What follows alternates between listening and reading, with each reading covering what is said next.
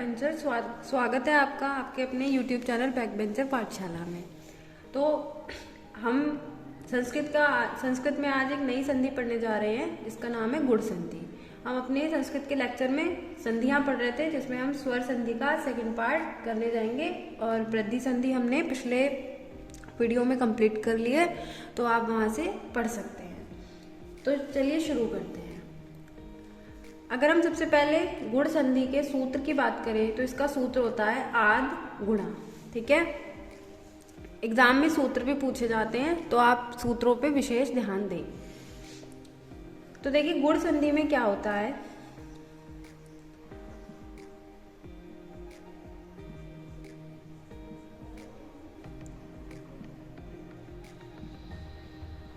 देखिए पूर्व वर्ण और पर वर्ण और फिर जो संधि होती है। ठीक है, तो गुण संधि में आ और आ के बाद अगर ई या ई हो, आ या दीर्घ अ के बाद ऊ या दीर्घ ऊ हो, आ या दीर्घ अ के बाद री या दीर्घ री हो। इसी तरह से अ और आ के बाद अगर लिरी आए, क्योंकि लिरी का दीर्घ होता नहीं है, तो आ के बाद अगर ई आएगी तो ए आदेश होगा। इसी तरह से आ के बाद अगर ऊ आएगा तो ओ आदेश होगा। आ के बाद अगर री आएगी तो अर आदेश होगा और आ के बाद अगर लिरी आएगी तो अल आदेश होगा। ठीक है, जो हमने दीर्घ संधि पढ़ी थी उसमें हमने पढ़ा था कि आ जो पूर्व वर्ण होते हैं, जो पर वर्ण होते हैं वो सवर्ण होते हैं, मतलब अ के बाद आए दीर्घ या ह्रस्व।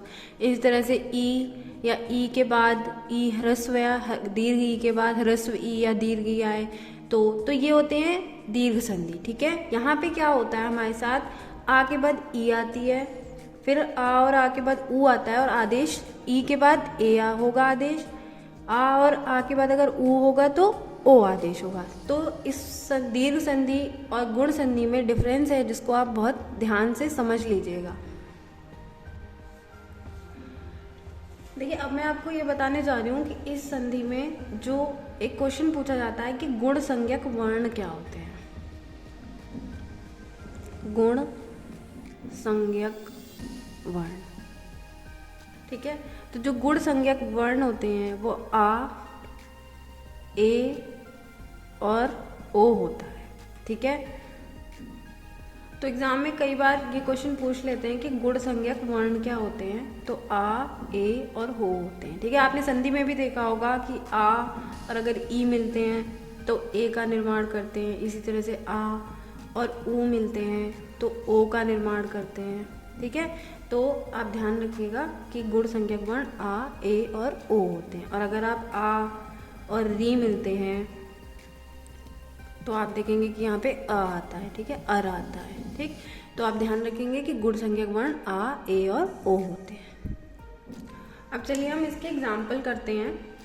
जैसे पहला एग्जाम्पल है हमारे पास उपेंद्र। ठीक है, तो इसको अगर हम इसका विच्छेद करेंगे इस वर्ण का तो करेंगे उप प्लस इंद्र में। ठीक है, इस पा में आ लगा हुआ है। ठीक है, इधर से हम ई को लेंगे,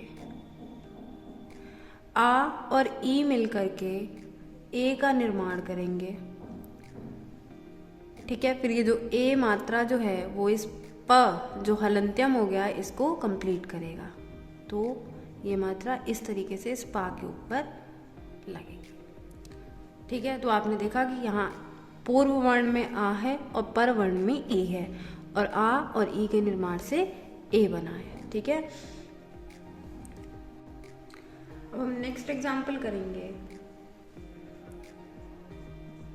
हितोपदेश।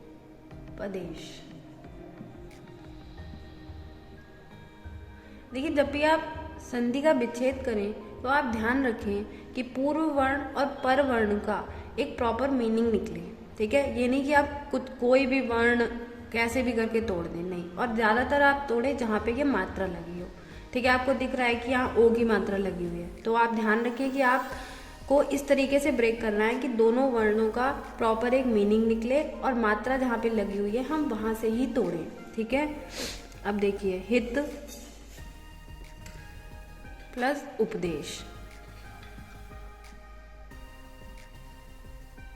ठीक है, अब देखिए, इस हित के ता में आ है और इधर से हम ऊ ले लेंगे।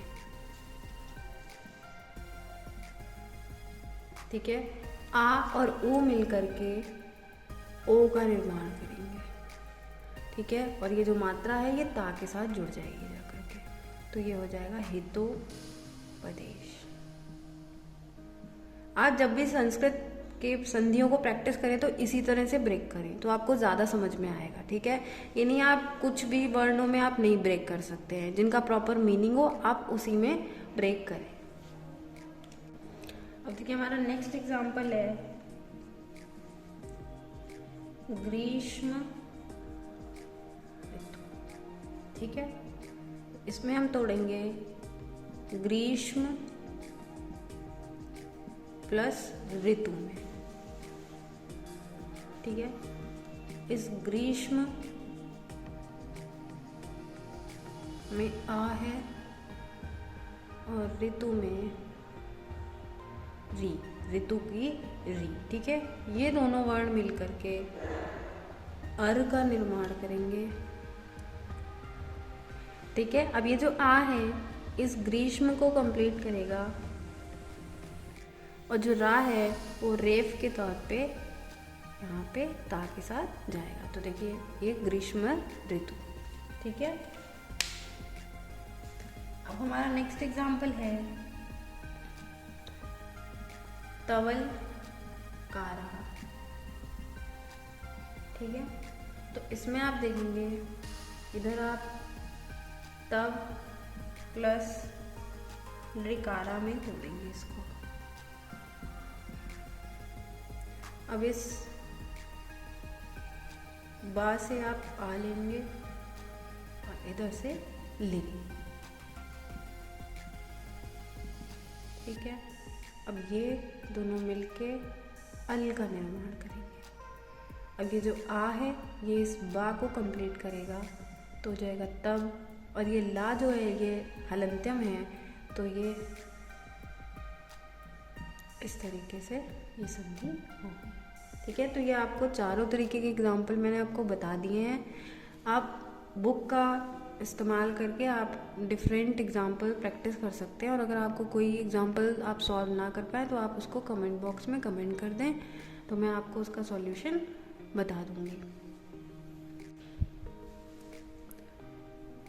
तो देखिए, ये कुछ एग्जाम्पल हैं जो मैंने आपके प्रैक्टिस करने के लिए यहाँ पे लिख दिए हैं। आप इन्हें भी प्रैक्टिस कर सकते हैं, और अगर आपको इसमें से कोई भी एग्जाम्पल सॉल्व करने में प्रॉब्लम हो तो कमेंट सेक्शन में आप कमेंट कर सकते हैं, और आप अपनी तरफ से भी किसी बुक से किसी प्रैक्टिस सेट से अच्छे से एग्जाम्पल, ज़्यादा से ज़्यादा एग्जाम्पल आप संधि के प्रैक्टिस करेंगे तभी आप फ्लो में संधियों को सॉल्व कर पाएंगे एग्जाम में भी, और समझ पाएंगे कि किस तरीके से मात्राओं को देख करके कि हाँ यहाँ पे कौन सी संधि हो सकती है या इसका विच्छेद कैसे हो सकता है।